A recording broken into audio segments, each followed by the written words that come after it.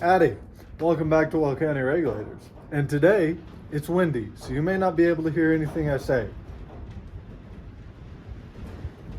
I live on the plains. I don't know what you want from me, but that's what you're getting. Why'd you take that off? Squirrel! So yesterday, I put rear shocks on my Ram. Right there. I put rear shocks on it because it needed it pretty bad.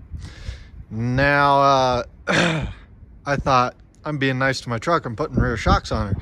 Well, I got about 20 miles that direction, and she died. So, she now will not start at all. Turn the key and it cranks over real nice and everything. Every once in a while it'll sputter, and occasionally it'll start for about 30 seconds and then just die again. It sounds like no fuel to me. I crawled under there, kicked the fuel tank a couple times, and it started up, and then it died again. So I think its fuel pump is bad. I think. So, what we're gonna do here is attempt to diagnose that and try to record it, and hopefully you can hear part of it, maybe not. We'll go on ahead and see if she does anything for me right now, so I can show y'all. Steering wheel. So, full tank of fuel, kind of low on the battery, but that's just because. Why is that flashing? What? All right. See that? There was one little blip there where it started to catch, but other than that, there's just no fuel. It doesn't get fuel at all. It won't start. Alrighty, we just tested for pressure. Just turn it to the run position, and then we had a fuel pressure tester that Dad brought back to the house from work. And this right here, focus back there. Yeah.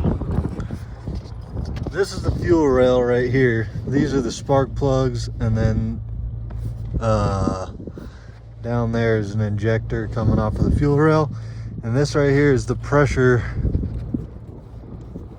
or the I don't know the proper name for it, testing port or pressure relief valve or whatever you want to call it.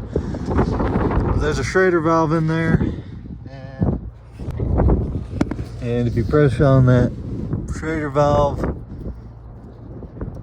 it should, yeah, I'm pressing on it there. It got the stick a little bit wet, but it should go right. So you put the pressure gauge in there, and then you look at it through here, and it just stayed at 0 when I turned the key to run, and it should jump up to 49.2 or whatever it was I said. So we know that we have no fuel pressure to the fuel rail.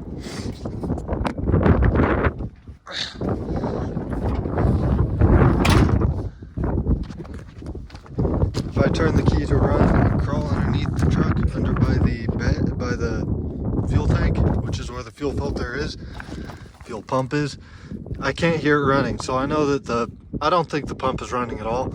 So we're gonna take it over there and get this whole bed pulled off of it so that we can get to the fuel pump real easy and pull it out. So otherwise you got to drop the tank, and this is a completely full 35-gallon tank.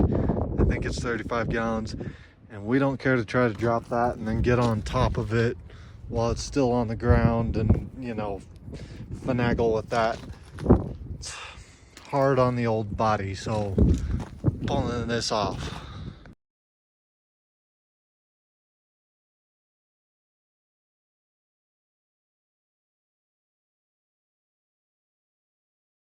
And then the bed bolts down with just 6 bolts, 6 18mm bolts, and the fuel filler neck has to come off. It's like a T15. It's 3 T15s on that, and then the electrical connector for the back end tail lights, all that stuff, and one ground strap that's like an 8mm, and then the whole bed should come up.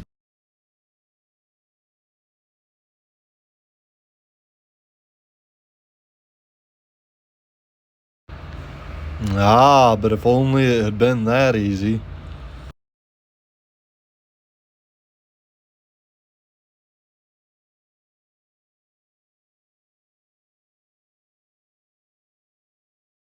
So we got our 6 bolts out. Turns out there's another bolt buried underneath this. We were trying to lift the bed and it wouldn't come up. So I think there's another bolt right here on each side for that. These 2 bolts, that one, and there's one over there have to come out, and then these 2 come out.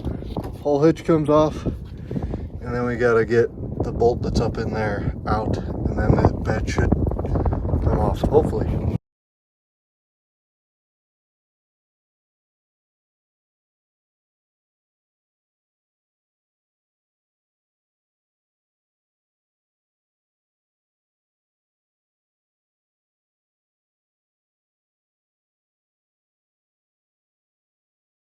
Well, it's a few days later. I finally managed to find a fuel pump. I went to AutoZone, O'Reilly's, Napa, Advanced Auto Parts, and somewhere else, I think. Trying to find a fuel pump. Nobody had one. I had to order it. Took 2 days to get here. And now, $130 later, there she is. We gotta go put her on. And hopefully, it's not Kansas whirlybird weather out there like it was the last 2 days. Because I don't fancy working in that kind of conditions. Okay, we got back. Looks like Dad washed it off so that all the there isn't sand everywhere. There was when we first pulled the bed off. He washed it off so there isn't sand, so that when I take this thing out, I don't get a bunch of sand in the tank, because that's kind of exactly what you don't want. So I'm going to open this up, make sure that it matches or looks similar at least. And then you just got to take this plastic ring off like a mason jar, and then pull that out, stick that in, put that back on, make sure all the seals are in place and everything, connect all this back up, and you should be done. We hope. On this, we did check yesterday for voltage, and on this wire, the blue one with the black tracer right there, I think that's the wire we got, 12 volts. So we do have power to it, but we can't hear this thing come on at all, which means I'm pretty sure it's that. So I'm gonna get busy. Old one's out, new one's getting ready to go in. It doesn't have this filter on it, so I hope that's just internal over here somewhere. But anyway, it's about ready to go in. I gotta put that O-ring on, that one, and then put some kind of Vaseline or something on there so that it goes on. Stick this booger in there, reconnect everything. Actually, pretty clean fuel tank, I think. Try not to dunk my phone in fuel. Anyway, so she's in over here. Seal is in, put some Vaseline on that so it slides in there, and then you kind of got to walk it around with a screwdriver. Went in there, make sure that this arrow right there lines up with those so that the float doesn't hit the side of the tank and fall apart, read empty all the time or full all the time.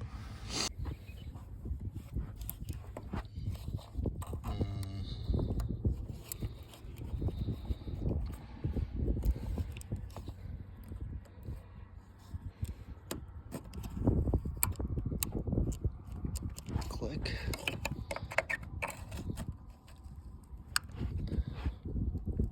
Click.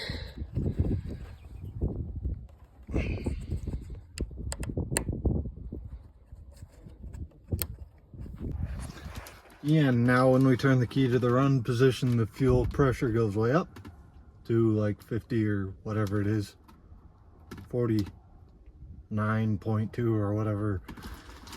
Anyway, it goes up there. So fuel pump fixed the problem. Now we got to put everything back together. So now we're putting the drive shaft back on. Had to take it off because we had to flat tow it 25 miles from that direction over here, and it's not good to flat tow with the drive shaft installed because then your transmission is moving around and you don't have any transmission fluid being moved around by the transmission. Yeah, you might already know what I'm talking about if you watch my channel. It's all two people that do. Blue Loctite so it doesn't just walk out. On my other truck, the Ford Ranger, I managed to have bolts in the drive shaft walk their way out, and it vibrated my truck near to death. It was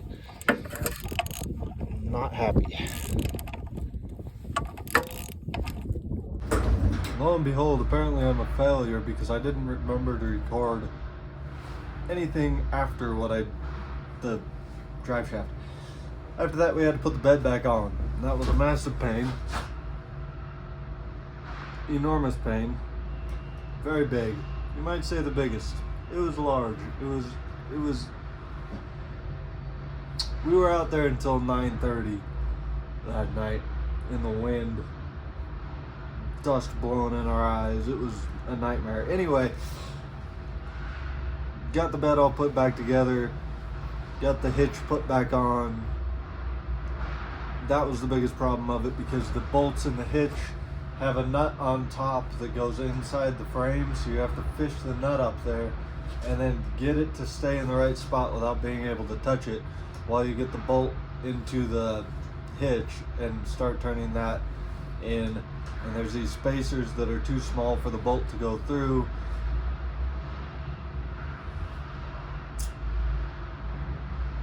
One out of 10.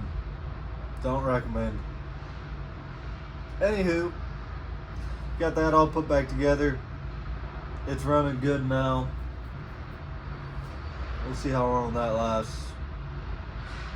I need to come up with some more content. I'm bad at that. Y'all keep between ditches, keep your shine side up, dirty side down. I'll catch you on the flip flop. Here's a red bird. We gone.